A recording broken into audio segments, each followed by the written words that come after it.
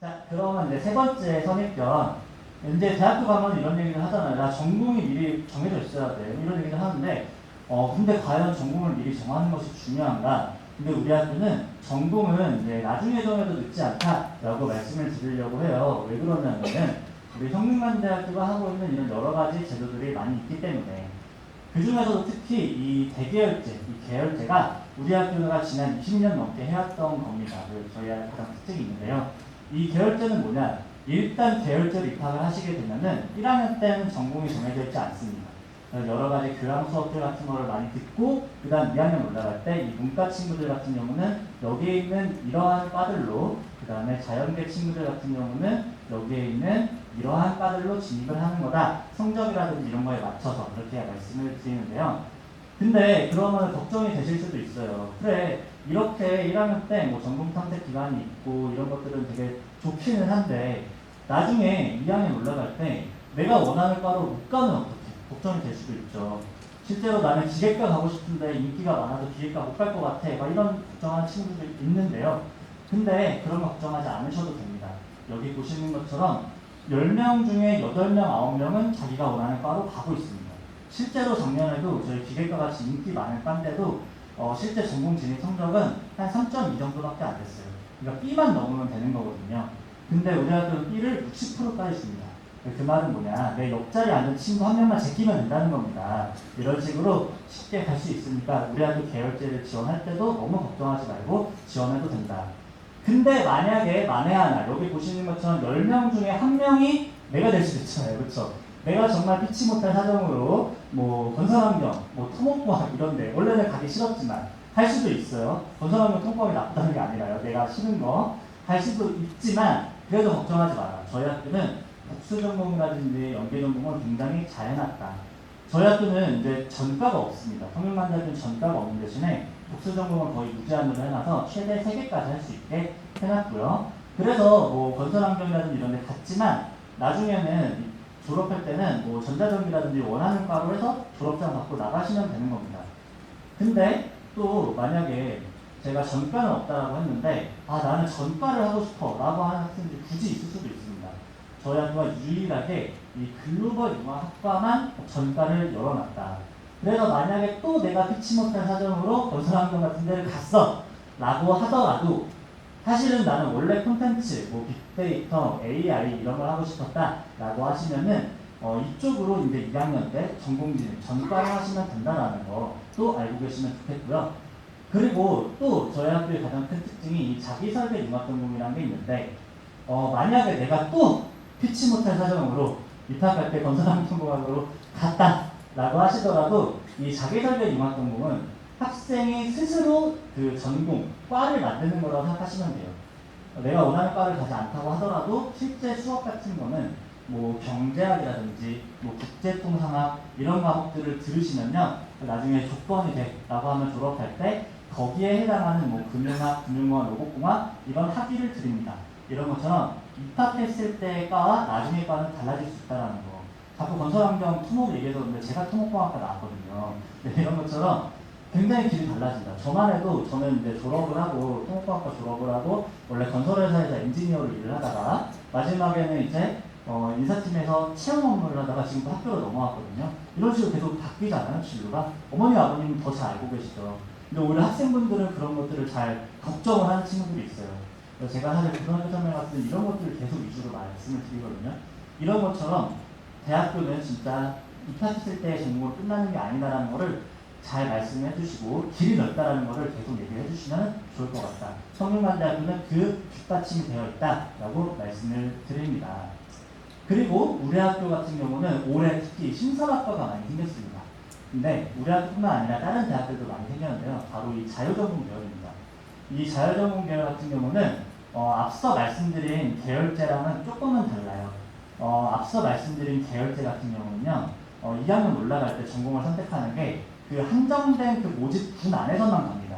그리고 그 학점이라든지 이런 거에 맞춰서 가는데 이 자율전공 계열은 교육부에서 올해 좀 지정을 해서 만든 건데 그 조건 자체가 전공에 제한을 두지 말아요. 그리고 학점이라든지 이런 거에 제한을 두지 말아야죠. 그래서 저희가 올해부터 280명을 뽑는데 280명 전원이 글로벌 경영 가고 싶다. 280명 전원이 소프트웨어 가고 싶다 해도 다 갈 수 있습니다. 학점의 제한도 없고 뭐 인원의 제한도 없습니다. 그리고 여기는 더 좋은 게 앞서 말씀드린 계열제 같은 경우나 뭐 한양대라든지 고려대라든지 이런 다른 학교들은 2학년 때 전공을 선택하거든요. 근데 저희 학교의 이 자율전공 계열은 2학년 때 또는 3학년 때 선택을 하게 만들어 놨습니다. 그래서 내가 만약에 1학년 때 열심히 수업 들었는데도 아직까지도 못 정하겠어 라고 하시면 더 들어도 됩니다. 더 듣고 3학년 때 전공을 선택할 수도 있다. 저희가 정말 이 자율전공이라는 것에 뜻에 부합할 수 있게끔 많이 고심하고 만들었기 때문에요. 이쪽에 관심 있는 분들은 이쪽으로도 많이 노려보시면 좋을 것 같은데 근데 제가 저희 학교 올해는 이런 식으로 인원을 모집을 하는데 조금 특징이 있습니다. 얘네들은 2학년 올라갈 때 또는 3학년 올라갈 때 성적이라든지 이런 거 제한 없이 간다고 했잖아요. 그러다 보면은 솔직히 대부분이 좋은 과 가고 싶어 할 거라는 생각도 들기는 들어요. 그러면은 뭐냐, 오히려 1학년 입학할 때 좀 입결이 올라갈 수도 있습니다.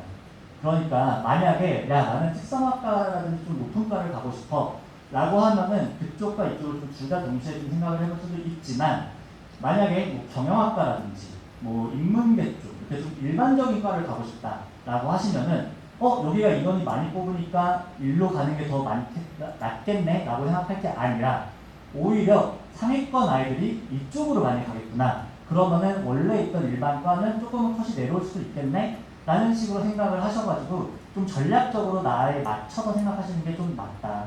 이거는 다른 대학들도 마찬가지예요. 다른 대학들도 다 전공 선택의 제한이 없기 때문에요. 그런 요소가 있을 수 있으니까 꼭 인원수에 맞춰서만 가는 게 아니다라고 생각하시면 좋겠습니다. 그리고 제가 이따 다시 설명을 드릴 건데 얘네는 수능 후 면접을 볼 겁니다.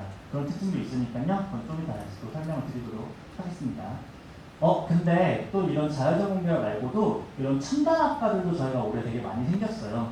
작년에는 이제 에너지학과, 반도체 융합공학과가 생겼고 올해는 이 양자정보공학과라는 데가 또 새로 생겼습니다. 평균관대 첨단학과 같은 경우는 여기 보시는 것처럼 주로 첫 해에 조금 많이 경쟁률이 좀 떨어집니다. 실제로 정보도 많이 없고 하다 보니까 좀 경쟁률이라든지 뭐 입결이 조금 떨어지는 경향이 있어요. 그래서 실제로 저희가 올해 생긴 그 양자정보공학과도 조금 이런 게 있지 않을까라는 좀 예상을 좀 하고는 있습니다. 그래서 실제로 자연계 친구들 같은 경우는 올해가 또 우리 학교뿐만 아니라 다른 대학들도 첨단학과가 되게 많이 생겼잖아요. 그런 것들을 잘 노려보시면은 좋은 기회가 될 수 있지 않을까. 근데 여기서 또 생각을 하셔야 되는 게 작년에 반영동 에너지 이런 데들이 좀 많이 떨어졌고 좀 더 저희 학교에 관심 있으신 분들은 아마 그 학교에서 공개한 입결자로 봤을 텐데 교과전형의 쟤네들은 거의 2등까지 떨어졌거든요. 그러면 저를 또 놀아야겠다? 라고 생각하시면 조금 안 될 수도 있어요. 왜냐하면 전년도에 좀 떨어진 데들은 다음에 굉장히 좀 폭발하는 경향이 있거든요. 그런 것들을 좀 같이 고려를 하시면 좋겠다라고 한번 말씀을 드립니다. 자, 그럼 이제 진짜 마지막 선입견, 대학 가기가 정말 힘들까? 이거를 말씀드리면서 우리 학교 전형을 좀 말씀을 드리려고 하는데요. 성균관대학교는 저희는 대학 가기 힘들기보다 공부는 힘들지만 입시는 좀 기회가 많다라는 식으로 말씀을 드리려고 합니다. 그럼 우리 성균관대학교 오시는 기회가 어떤 건지 가장 먼저 첫 번째, 일단 모든 학생들, 일단 고3들, 현역들의 가장 메인이 될 수 있는 학종에 대해서 먼저 말씀을 드리려고 합니다.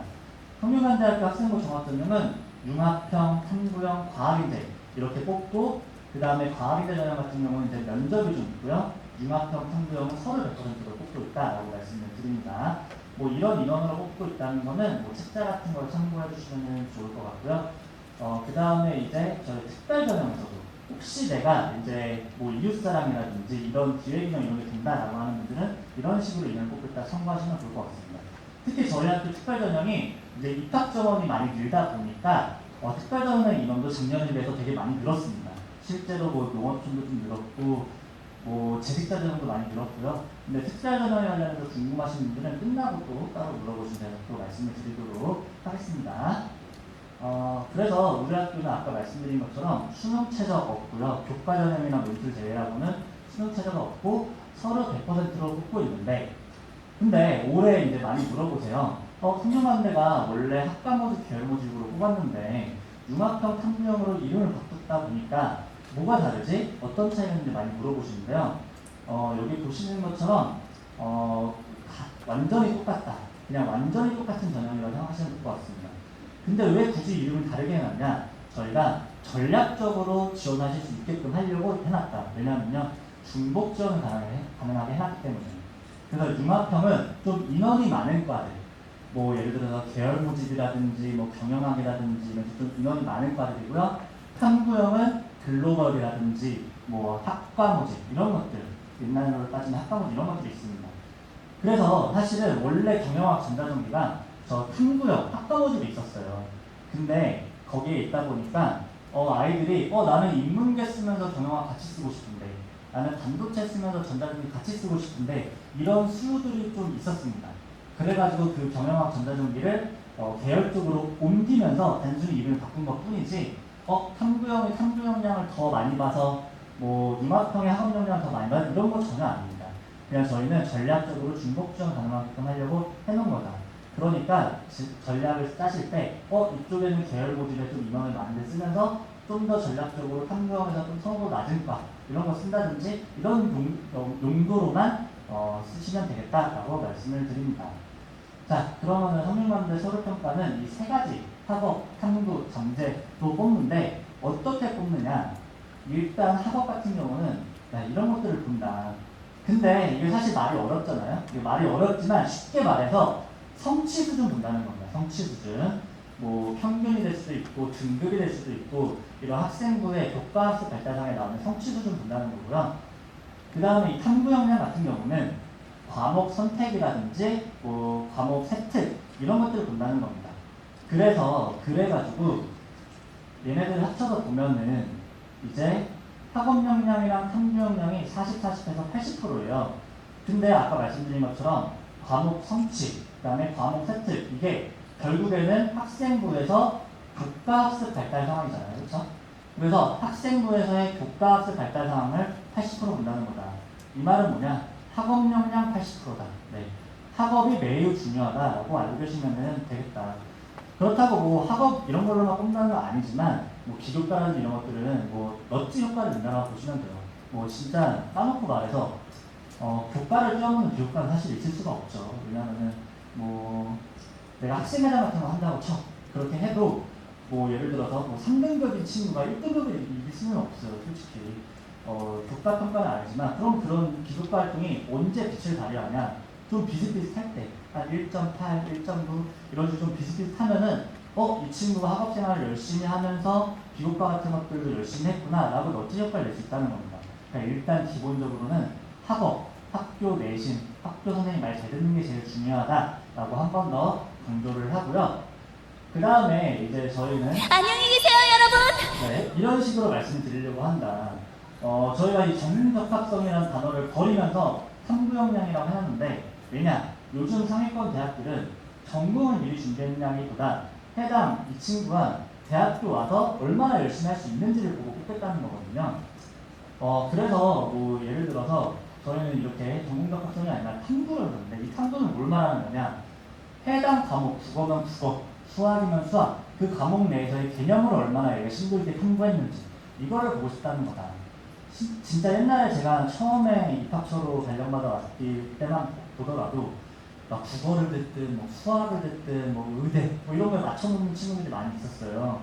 근데 만약에 진짜 극단적으로 9월달에 의대 이제 지원하지 못하게 되면 어쩔 거예요. 그러면은 오히려 독이 될 수도 있거든요.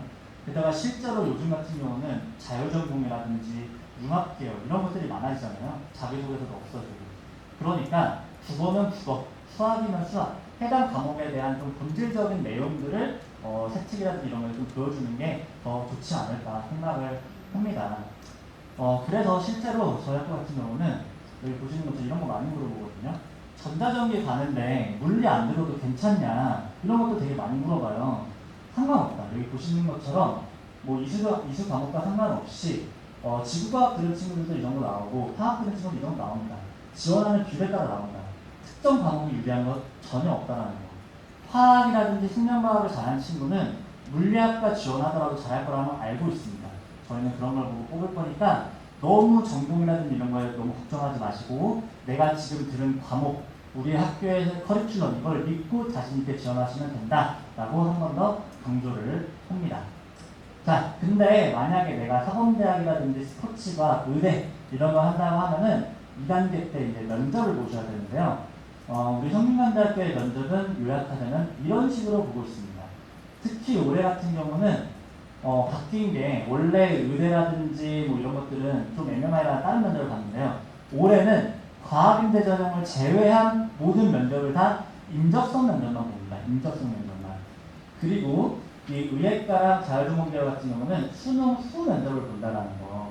그래서 이 수능 후 면접은 좀 결시가 많다. 결시가 많고요. 실제로 고려대 학부가 작년에 수능 후 면접이잖아요. 걔네들 결시율이 30%가 넘어갔거든요. 그래서 저희도 뭐 그 정도까지 될지도 안 될지 모르겠지만 실제로 결시가 많을 거다. 성균관대학교는 특히 또 배수 선발이라는 게 있는데 저희 학교는 이제 아무래도 좀 충원이 많이 도는 학교로 좀 유명하잖아요. 그래서 또 결시까지 있고 하다 보면은 일단 면접에만 올라가기만 하면은 웬만하면 다 붙는다라고 말씀을 드립니다. 실제로 작년에 이 사범대학 같은 경우에 교육학과가 저희가 15명을 뽑는데 면접에 3배수에서 45명을 올렸어요. 근데 합격 몇 등까지 했을까요? 42등까지 했습니다. 3명 빼고 다 붙었어요. 그냥 진짜 까놓고 말해서 교수님 앞에서 똥만 안 싸면 붙는다. 그렇죠? 똥 싸도 붙을 수도 있어요. 결격만 안 당하면은 똥 싼다고 결격시키면 안 되죠. 그렇죠? 네. 그러니까 정말 만약에 성균관대 면접을 보러 온다라고 하시면은 너무 걱정하지 말고 마음 편하게 오자라고 한 번 더 말씀을 드립니다. 얘네들 면접 같은 경우는 게다가 이제 학생부 기반도 아닙니다. 학생부 기반도 아니고 너 왜 선생님이 되고 싶니? 너 왜 의사가 되고 싶어? 이런 인적성 면접이니까 정말 부담 없이 오자. 그런데 이제 과학인재 같은 경우는 조금 다릅니다. 과학인재 전형은 재신문 기반의 교과형 면접을 볼 겁니다. 그리고 녹화하는 면접이에요. 그리고 얘네들은 네 문제를 내는데 수학, 물리, 화학, 생명과학을 냅니다. 그리고 이 문제들을 웬만하면 다 풀어야 돼요. 실제로 네 문제 중에 몇 문제만 안 풀어도 못 풀어도 저희가 조금 낮은 점수는 결격을 때릴 수도 있거든요. 그러니까 저희가 얘네들은 어디서 보느냐, 학교 홈페이지에 저희가 이렇게 기출문제라고 올려놨어요. 수시모집에 올려놨으니까 여기서 특히 과학인재 전형 같은 경우는 작년에 모의문제 문제라든지 기출문제를 꼭 보시고 내가 풀만하다 라고 하면 지원하는 게 매우 중요하십니다. 실제로 수학은 선택 과목까지 다 내고요. 과학도 물화생의 T까지 범위를 다 냅니다. 그러니까 꼭 전년도 문제를 보고 풀만하면 지원하자라고 말씀을 드립니다. 자, 이제 학생부 종합전형에 있는 전년도 결과 얘기하면서 이제 마무리 지으려고 하는데 사실 학생부 종합전형에서 이건 안 찍으셔도 돼요. 학생부 종합전형의 전년도 결과는 하나도 중요하지 않기 때문에 벌써 넘어가는데 하나도 중요하지 않기 때문에 왜 중요하지 않냐? 학종은 일반고, 과고, 자사고 굉장히 많은 유형의 학교들이 지원을 하잖아요. 그러다 보니까 천차만별입니다. 학생부 종합전형을 지원할 때 참고할 거는 전년도 우리 아이가 다니고 있는 학교의 선배들이라든지 비슷한 학교의 유형을 보고 결과 지원하는 게 매우 맞다. 그래서 나랑 비슷한 커리큘럼, 나랑 비슷한 내신을 가진 선배가 어떤 대학에서 어떤 결과가 있었는지 참고하고 지원하는 게 매우 중요하다고 말씀을 드립니다. 저희 이제 충원율 같은 이런 것들은 학교 홈페이지에 다 올려져 있으니까요. 이거를 참고하시면 되겠고요. 여기 보시는 것처럼 교육학과 41인까지 합격을 했죠. 이런 것들을 보시면서 취업할 수 있는 정보를 취합해서 활용하자 말씀을 드립니다. 자, 그리고 제가 이제 인천교육청 온다고 해가지고 그 단독 공개 자료 어제 팀장님한테 급하게 허락을 받고 제가 가져온 게 있는데요. 엄청 특별한 자료는 아닌데요. 네, 뭐 이런 식으로. 이제 궁금하실 거예요. 인천 지역에 계신 학부모님이시니까. 자, 우리나라 지역 아이들이 얼마나 많이 지원을 하느냐. 네, 이런 식으로. 저희 작년이랑 이제 재작년을 보면은 인천 지역이 많습니다. 실제로 저희가 한 3위, 4위 정도 됩니다. 이 정도로 굉장히 많이 지원을 하고 있고. 자, 그러면 합격이나 등록은 어떻게 되느냐? 네, 이 정도로 똑같다. 실제로, 사실 합격보다 등록이 더 중요해요. 그냥 합격 어차피 빠져나가는 거거든요. 등록이 매우 중요한데, 인천 지역이 이제 서울, 경기 다음으로 제일 많습니다. 실제로 인원수, 지원자 수에 따라 가고 있다. 그러니까 너무 뭐 다른 여러 가지 요소라는 이런 거 결정하지 마시고 지금 자제분 다니는 학교에서 열심히 하시면 좋은 결과가 있을 거다라고 말씀을 드립니다. 자, 그리고 고교 유형별로도 가지고 왔어요. 이거 괜히 어디 딴 데서 얘기 안 하시면 좋을 것 같은데 인천 지역에 이제 우리 아이가 일반고에 있을 수 있고 자사고에 있을 수 있고 특목고에 있을 수 있잖아요. 네, 이 정도로 우리 학교에 제가 좀 뽑아볼 때 좀 나오더라. 그래서 성균관대학교가 야 자사고 특목고 엄청 많이 뽑는 거 아니야 이런 얘기를 하는데 아닙니다. 여기 보시는 것처럼 지원하는 비율에 따라 거의 비슷하게 갑니다. 일반고 지원 한 50%잖아요. 근데 최종 등록, 학교를 포함한 등록까지 가면 한 40%, 한 10% 정도 차이죠. 자사고 특목고도 한 40% 정도인데 최종 왔을 때 한 50%가 이 정도 차이가 납니다. 근데 이렇다고 해서 특목고 자사고가 더 많이 뽑는다? 이건 아니다. 왜냐면요 일반고 친구들은 교과전형을 쓸 수 있잖아요. 수치적으로. 네, 그래서 학종으로만 따지면 이 정도 차이 나는데 크게 유의미한 정도는 아니다. 정도 참고하시면 좋겠다 말씀을 드립니다. 실기실적 같은 경우는 뭐 이런 식으로 27명, 79명을 뽑는데 얘네들은 2단계 때 뭐 서류라든지 면접이 있다. 이 정도는 알고 계시면 되고 궁금하신 분들은 자 끝나고 한 번 더 말씀을 드리도록 하겠습니다. 자 그리고 만약에 우리 아이가 맨날 집에 가면은 유튜브로 미미민으로 엄청 봐. 정신 파이터가 될 것 같아. 얘가 이런 생각이 드실 수도 있잖아요. 그렇게 하시는 분들을 위해서 저희 정시 얘기도 간단하게 말씀을 드리고 넘어가겠다. 성균관대는 작년부터 다군을 뽑습니다. 가나 다군 이런 식으로 뽑고 있는데요. 이런 인원들은 책자를 참고하시면 되고 근데 만약에 우리 아이가 정말 정시에 너무 관심이 있어 라고 하시면은 중요한 거 딱 하나 있습니다. 이런 뭐 전형 요소라든지 뭐 반영 비율 이런 거 하나도 안 중요해요. 이런 것들은 어차피 나중에 수능 끝나면은 진학사가 4만 원만 내면 다 계산을 해줍니다. 네, 이런 거는 신경 쓰지 마시고요. 실제로 정시를 한다라고 하면은 제일 중요한 거 하나 바로 그냥 공부 열심히 하는 겁니다. 공부 열심히 하는 거. 그게 가장 중요하다. 왜 공부는 어떤 기준으로 열심히 하느냐? 인문계 사탐 선택 기준으로 누적백분이라는 게 있어요. 모의고사라든지 뭐 환산조사 하면은 누적백분이 기준으로 인문계는 상위 2에서 3% 정도, 자연계는 상위 6에서 8% 정도 나오게끔 공부를 하시면은 성균관대는 안정적으로 지원이 가능하시다 정도로 알고 계시면 좋겠다. 근데 그런 것뿐만 아니라 한 가지만 더 바로 이 변환표준 점수를 읽는 것 정도는 아셔야 된다. 또 어머님들 또 이런 것들 알아놔야지 나중에 아이들하고 얘기가 됩니다. 엄마 아무것도 몰라 하면 야 나 다 알아 라고 이제 얘기하실 수가 있는데요. 이 변환표준 점수표를 보면서 그 대학교가 어떤 아이를 뽑고 싶은지 정도는 아셔야 된다는 거. 특히 성균관대학교는 영어까지 변표를 쓰는 아주 변태 같은 대학교인데 저희가 작년에는 영어를 1등급이랑 2등급을 둘 다 만점을 줬습니다. 근데 연대 같은 경우는 1등급이랑 2등급이 조금 저희보다 점수 격간 차이가 더 나요. 그러면 이건 무슨 말이야? 작년 수능 기준으로 내가 영어가 2등급이 나왔어 라고 하시면은 연대가 유리할까요? 성대가 유리할까요? 성대가 유리하시겠죠? 근데 내가 만약에 1등급이 나왔어 라고 하면 연대가 더 유리하실 수도 있는 겁니다. 이런 걸 보면서 연세대학교는 그래도 1등급을 조금 더 땡기려고 하는 거구나. 성균관대학교는 1, 2등급을 같이 땡기려고 하는 거구나 정도 이런 걸 좀 보실 줄 알아야 된다는 거죠. 더 극단적인 예를 보면 여기 3등급, 4등급 저희는 거의 30점 차이 나잖아요. 이건 뭐냐? 4등급 이하는 성균관대 오지 마가 아니라 좀 합격이 어려울 수 있다. 네, 이런 것들을 좀 보셔야 된다는 거. 수능 끝나면 대학들이 발표하는 이 변환표준 점수표를 보면서 이 대학이 어떤 아이들을 원하는구나 정도를 같이 아시면 되겠다라고 말씀을 드립니다. 자, 정시 같은 경우는 근데 변수가 너무 많죠. 특히 작년에 저희 이제 우리나라의 가장 큰 어른께서 여러 가지 뭐 킬러니 이런 얘기를 많이 하셔가지고 되게 변수가 많았는데 이 성적표 어떻게 보세요? 되게 잘했죠, 그렇죠? 근데 의대 갔을까요, 이 친구가? 사실 지구과학 때문에 조금 어려울 수도 있어요. 근데 의대에 붙었습니다. 근데 성균관대 약대는 떨어졌다. 원래 같으면 우리 약대는 붙었을 성적이거든요. 이것처럼 정시는 변수가 매우 많습니다. 이번만 하더라도 5월 모평 수학 장난 아니었죠. 근데 이번에는 또 언어가 또 6월에는 또 그랬고 이런 것처럼 정말 현역 친구들이 정시를 온전하게 준비하기 좀 어려울 수 있다. 실제로 저희 작년 정시 지원자를 보면은 N수 이상이 60%. 근데 합격자는 더해요. N수 이상이 70%였다. 근데 상위권으로 가면 갈수록 더 많습니다. N수 이상이 94%. 저희 현역은 합격자가 4명밖에 없었어요. 반도체 학생은. 이런 식으로 굉장히 뭐 현역들이 사실 정시를 온전히 준비하기 좀 어려워요. 이건 뭐냐? 괜히 겁주려고 하는 건 아니고요. 일단 내가 할 수 있는 거 잘하자. 학종, 교과, 학교 내신 이런 것들 일단 위주로 하면은 좋은 결과가 있을 거다라고 한 번 더 강조를 하는 겁니다. 뭐 사탐런이라든지 특히 올해 이런 얘기도 더 많아지잖아요. 왜냐하면 이제 올해부터 대부분의 대학들이 이과, 문과의 사탐, 막탐 제한이 없어지기 때문에 그럼 변수가 더 많아질 거라는 거죠. 그런데 성균관대학교는 이런 변수를 좀 해소해주기 위해서 저희가 정시 끝나면은 전화 상담을 또 해드리고 있습니다.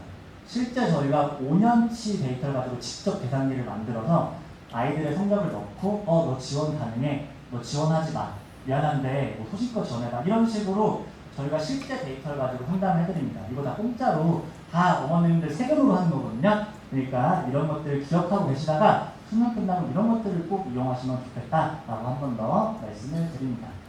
자, 제가 아까 그런 빵꾸, 변수 이런 얘기해서 그런데 바로 이 교과 전형에서도 또 여러 가지 빵꾸가 많이 납니다. 그래서 저희 학교는 이 교과 전형을 9월의 정시라고 이제 말씀을 드리는데요. 그래서 특히 우리 일반고 친구들 같은 경우는 교과 전형을 또 굉장히 많이 쓰잖아요. 내가 만약에 교과 전형 쓴다라고 했을 때 중요한 점 딱 3가지 말씀을 드리도록 하겠습니다. 뭐 인원 같은 것들은 책자 참고하시면 되는데 저희 학교의 교과 전형은 정량평가랑 정성평가로 뽑는데 정성평가가 20%가 들어갑니다. 그리고 정량평가가 80%가 들어가는데요. 정성평가 20%는 정말 매우 중요하지 않다라고 말씀을 드립니다. 제가 3대 탈모 걸고 제가 확실하게 말씀드릴 수 있는데 그러면 정성평가를 왜 만들어놨니? 성균관대학교는 쉽게 말해서 서울 쪽에 보면은 무슨 좀 이름은 특성하고 같이 생겼는데 고교 유형상, 교육 분류상 일반고로 되어 있는 학교들이 있어요. 뭐 그런 거를 본다든지 뭐 예를 들어서 뭐 아예 완전히 인문계 쪽인데 완전히 자연계 쪽으로 한다든지 완전히 이런 것들을 좀 보려고 만들어 놓은 거지, 실제 웬만한 일반고라든지 이런 학생들 같은 경우는 대부분 만점을 받습니다. 실제로 저희가 20점 만점에 설계를 할 때도 뭐 19.99, 19.98 이런 식으로 경과를 얻게끔 해놨어요. 그러니까 걱정하지 마시고 내가 어느 정도 정량이 되면 지원하자. 첫 번째 제일 중요한 건 바로 정량이다 라고 한 번 더 강조를 합니다. 실제로 작년 같은 경우는 저희가 그 등급으로 나오는 정량으로 나오는 공통 및 일반 선택만 정량으로 봤는데 올해는 정성에서도 공통 및 일반 선택을 본다라는 거, 이 숫자로 나오는 거를. 그거는 뭐야? 숫자의 힘이 올해는 더 세졌다는 거죠. 정성에서 보니까 그만큼 정량의 힘이 더 강해졌다는 거고, 혹시 이 중에 2학년 또는 1학년 학부모님들 계실 수 있잖아요. 근데 한 가지 좀 아셔야 될 게 저희가 내년부터는 이 정성평가에서 출결을 봅니다. 출결. 그러니까 출결이 점점 더 중요해지고 있다. 근데 올해 같은 경우도 뭐 서강대 같은 데는 출결 정성 보잖아요. 이런 것처럼 출결도 매우 중요해지고 있다라고 한 번 더 강조를 제가 드립니다. 자, 그리고 두 번째로 교과 전형에서 중요한 게 바로 이 최저학력 기준이다. 아무리 정량이 잘 되어 있다고 하더라도 수능 최저를 못 맞추면 나가리인데 저희가 올해부터는 작년에 비해서 더 많이 어떻게 보면 좀 완화가 됐습니다. 실제로 이제 등급은 똑같은데 올해는 사탐, 과탐의 선택 기준이 없어요. 인문계 지원하든 뭐 자연계 지원하든 탐구, 뭐 사탐, 과탐 다 인정을 해주고요. 인문계, 자연계 전부 다 제1외국어 한문을 다 대체를 해줍니다. 이렇기 때문에 좀 더 자신있게 지원해도 된다라고 한 번 더 말씀을 드립니다. 자, 그리고 이제 마지막으로 교과 전형에서 제일 중요한 게 바로 전년도 결과입니다. 전년도 결과. 교과 전형은 학종과 다르게 전년도 결과가 매우 중요하다라는 거. 그래서 저희가 실제 학교 홈페이지 공개할 때는 70% 컷만 공개하는데 이렇게 100% 컷 설명해서 보여드립니다. 인문계는 이런 식으로 하고요. 그 다음에 자연계 같은 경우는 이런 식으로 가고. 근데 이 전년도 결과가 왜 중요하냐면요. 간혹 가다가 이런 일들이 생겨서 그래요. 여기 보시는 것처럼 빵꾸 나는 과들이 있습니다. 빵꾸 나는 과. 작년에 심리학과가 빵꾸 나서 3.1 친구가 들어왔어요. 네. 근데 제가 이거를 왜 전년도 결과를 보여드리는 게 중요하냐. 작년 것만 보시면 안 되기 때문이에요. 이런 일은 작년에 일어났잖아요. 올해 나에게는 일어나지 않는다라는 거. 그렇죠? 아마 전생에 뭐 이순신이었을 거예요. 아마. 그렇죠? 그러니까 내가 만약에 전생에 뭐 강감찬이었다 라는 생각이 들면 지원해도 된다. 근데 작년 같은 이런 일은 보통 일어나지 않으니까 최소한 전년도 결과는 3개년치를 보자. 왜냐하면은 재작년을 한번 볼까요? 재작년은 이랬습니다. 교과 전형에 교육학이 4.95가 들어왔다. 이 친구는 아마 전생에 세종대왕이셨습니다. 세종대왕. 그렇죠? 네. 근데 이런 일은 일어나지 않는다는 거. 실제로 근데 이런 일이 왜 일어났냐? 이제 교과 전형에서 전년도가 또 중요한 게 바로 모집 인원인데요. 모집 인원이 적기 때문에 이런 일이 일어납니다. 2022학년도에 교육학과가 경쟁률이 11대 1이었어요. 근데 5명 모집하거든요. 근데 11대 1이니까 애들이 무서워가지고 많이 안 쓴 거예요. 그래서 23학년도에 이 교육학과가 완전히 경쟁률이 바닥을 찍어가지고 23학년도에 교육학과 경쟁률이 6대 1 됐습니다. 그러다 보니까 5명 모집하는데 6대 1이면 30명 지원한 거잖아요. 근데 최저 맞춤 애들까지 하면은 20명밖에 안 됐어요. 그래서 돌다가 보니까 꼴찌가 붙은 겁니다. 꼴찌가. 성균관대도 충원이 많이 돌잖아요. 그래서 재작년에 이런 일이 있었다 보니까 작년에 완전 난리가 났어요. 야, 내가 아마 정약용이었던 것 같아, 전생에. 내가 막 링컨이었던 것 같아. 이런 애들 되게 많았나 봐요. 그 애들이 굉장히 많이 지원해서 다시 24학년도 작년에 경쟁률이 몇 대인지 아세요? 다시 경쟁률이 10대 1 됐습니다. 11대 1, 6대 1, 10대 1 이런 식으로. 그러니까 교과 전형은 최소한 3개년치는 봐야 된다. 3개년치 결과를 보고 평균적인 등급을 찾아서 지원하는 게 매우 중요합니다. 그리고 여기서 또 봐야 될 게 이 친구가 사실은 외고예요. 외고. 이러다 보니까 막 컨설팅 하는 유튜브에서 야, 봐봐, 이거 성균관대 정성평가를 뚫었어. 이런 말을 하는데 말씀드린 것처럼 전혀 아니다. 모집위원이 적다 보니까 경쟁률이 낮아져가지고 그래서 꼴찌가 붙은 이런 일들이 생긴 건데 정성평가를 하는 거 전혀 아니다라는 거 한 번 더 아시면 되고요. 그리고 제가 모집인원 왜 계속 강조하냐면은 이런 식으로 빵꾸가 나는 일은 보통 이렇게 모집인원이 적은 데서 납니다. 저희 교육학과 5명 뽑고 심리학과도 저희가 7명이나 이런 식으로 굉장히 적게 뽑아요. 그러다 보니까 이런 일이 나는 거예요. 내가 만약에 내신이 1점대 막 후반, 뭐 2점대 초반 이렇게 애매하잖아요. 하면은 공학기업이라든지 자연과학기업처럼 모집인원 많은 데는 오히려 쓰시면 안 됩니다. 걔네들은 모집인원이 많으니까 상위권 대학들은 오히려 애들이 더 많이 몰려요. 그래서 끝이 두툼해져서 1.7 이하로 거의 떨어지지가 않습니다. 그런데 이렇게 모집인원 적은 데가 오히려 이런 일이 더 많이 생긴다는 거. 그러니까 여러분들이 이런 것들도 아셔야 된다. 근데 뭐 국립대라든지 이렇게 교과전을 많이 뽑는 대학들은 모집인원이 많을수록 떨어져요. 그러니까 여러분들이 내가 가고자 하는 대학 유형에 맞춰서 그런 것들을 특징을 보고 지원을 하셔야 된다라고 한 번 더 강조를 합니다. 자, 또 인천교육청에서 또 교과전형에서도 보여드려야 되죠. 네. 저희 교과전형의 이제 지역별로 보시면은 이런 식으로 갔었다. 23학년들, 24학년들 지원 이 정도로 갔었고, 뭐 등록도 뭐 이 정도로 간다. 여기는 인천이 조금 떨어지죠. 아무래도 인천이 조금 떨어졌고요. 그리고 제일 궁금하시는 게 뭐 이런 것들 궁금하세요. 교과전형 과연 정말 우리 일반고 스판이 맞나? 자사고들 있는 거 아니야? 했는데 실제로 이렇습니다. 작년에 자사고가 몇 명 있었어요. 근데 자사고 애들의 내신 평균도 1.7이었다. 1.7. 이 정도는 그냥 학종으로도 갑니다. 그리고 일반고 친구가 큰 차이 없는 거예요. 그러니까 교과전형은 그야말로 정말 내신, 정량, 다른 거 신경 안 쓰시고 웃어도 된다라고 제가 한 번 더 강조를 합니다. 이거는 인천 지역 아니라 전체 지역입니다. 네, 이렇게 아시면 좋겠다. 자, 그리고 우리 성균관대학교에 올 수 있는 정말 마지막 기회의 전형, 기회의 그 자체인 논술 얘기 하면서 마무리를 짓도록 하겠습니다. 근데 여러분, 이 잡채를 맛있게 먹으려면 어떻게 해야 될까요? 식탁에 앉아야 되겠죠, 그렇죠? 네, 이게 무슨 말이냐? 응시율이 50%밖에 안 된다라는 거. 저희 작년 논술 응시율 이 정도였다. 반입니다, 반. 게다가 최저 충족률은 이렇습니다. 이 말은 뭐야? 일단 내가 논술 지원했다. 시험 보러 오기만 해도 반은 제꼈다라는 거. 그리고 최저를 충족하면은 4분의 1이다 라고 한 번 더 말씀을 드리고요. 모집 단위별로 최저 충족률은 이렇습니다. 네, 이런 것들을 여러분들이 아시고 지원을 하자. 저희 논술 이 정도 인원을 뽑는데 논술 100%로 그리고 이런 문제들을 냅니다. 인문계는 이런 식으로 내고요. 그 다음에 자연계는 이런 것들을 내요. 근데 사실 이런 것들보다 더 중요한 거는 뭐냐면은 바로 이겁니다. 이거. 선행학습 영역평가 보고서. 모든 대학들이 3월달 되면은 학교 홈페이지에 이런 식으로 올려놔요. 그래서 이 선행학습 영역평가 보고서를 보시면은 그 대학이 논술이라든지 면접을 어떤 교과서에서 냈고 어떤 재심은 어떻게 냈는지 다 써 있습니다. 그러니까 내가 관심 있는 대학교의 선행학습 영역평가 보고서라든지 모의논술 정도는 꼭 보시면서 준비를 하자라고 말씀을 드립니다. 학원 선생님들이 만드는 교보대도 다 이거 참고해서 내시는 거거든요. 그러니까 꼭 이런 것들을 보자라고 한 번 더 강조를 합니다. 그리고 논술에서 중요한 건 아까도 말씀드렸지만 수능 최저입니다. 근데 논술 수능 최저도 저희 교과전형이랑 비슷하게 이런 식으로 가는데요. 아이들이 저희 논술 시험이 수능 끝난 그 주 주말에 있다 보니까 힘들어서 잘 안 와요. 근데 수능 성적은 12월 달에 나오잖아요. 그러니까 어떻게든 나중에 성적 나오면은 맞춰져 있을 수도 있어요. 이거 한번 볼까요? 이 건설학명 이 친구 보면은 국어 시간에 자다가 수학 시간부터 일어난 친구잖아요. 네. 결국에는 탐구탐구로 맞췄다. 이 친구도 수학 시간까지 자다가 이제 영어부터 일어난 친구인데 결국에는 제1국어까지 해서 맞췄습니다.